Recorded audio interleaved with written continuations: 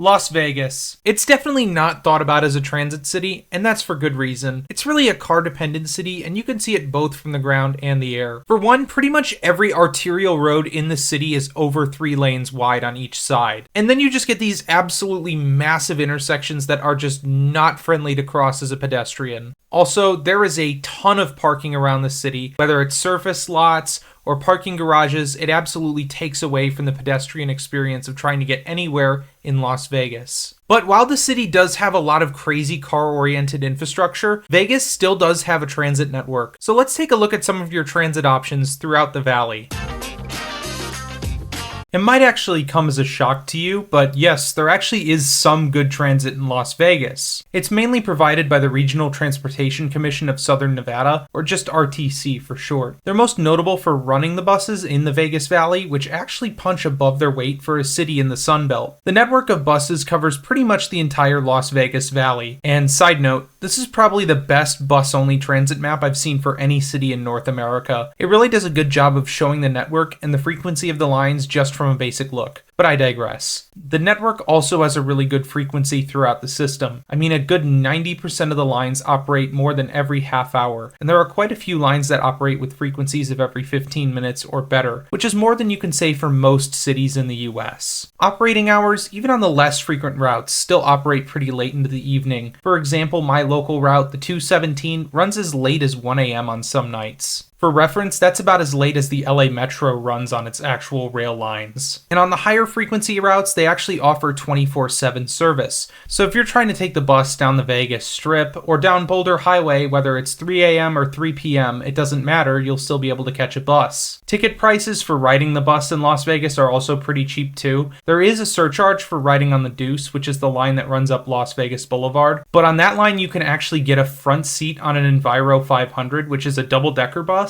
And having that front seat above the driver is maybe one of the coolest transit experiences you can have in the US. The system, though, is definitely still far from perfect. They absolutely need to add more bus lanes to their system. They're working on this, but it still feels far from feeling like there's enough bus lanes in the city, especially with all the exceptionally wide roads that exist in the Las Vegas Valley. There is also really poor land use around the stations in Las Vegas, but that's kind of a given for the area. There really isn't any good land use in Las Vegas. RTC also runs a bike share network in downtown Vegas. It really only consists of 25 docks and is quite limited to just the downtown neighborhoods like Fremont East, the Arts District, and downtown. But a day pass is only $5 and a monthly pass is $15, so it's pretty cheap to use. The only real downside there is that there's really no protected bike infrastructure in downtown, so riding is not for the faint of heart. But let's move on to...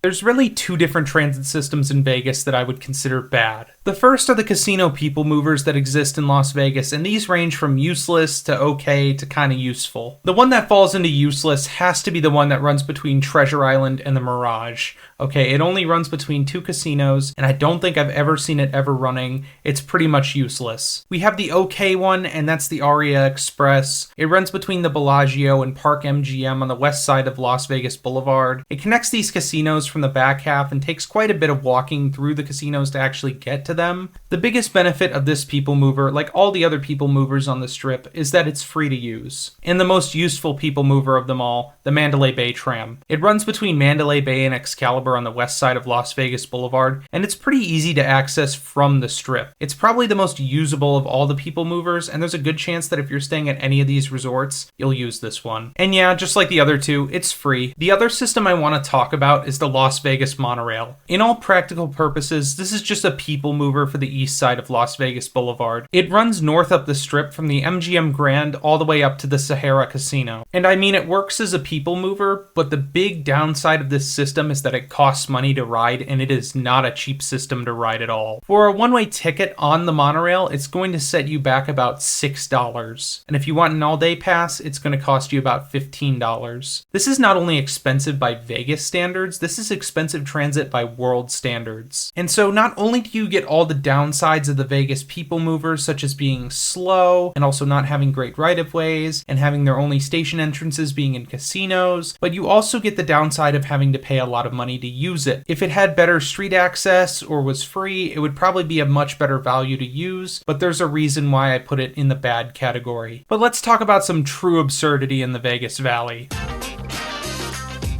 I mean, what else is there to say about this? It's just car tunnels. Low capacity, meets the bare minimums for accessibility, not safe to ride in, and it's slow. There's not really much else I have to say about the boring tunnels that hasn't already been said. It's already just a goofy, silly plan for where it already exists, and if it gets built out to that huge network that they want to build, it's going to be insanely ridiculous. Look, transit in Vegas is definitely in high demand no matter what anyone else tells you. It's a city that a lot of people visit without having a car, and it really deserves a higher standard of transit, whether it's serving locals or the millions of people that visit the city every year. But do you take transit in Vegas? How do you feel about the transit network in the city right now?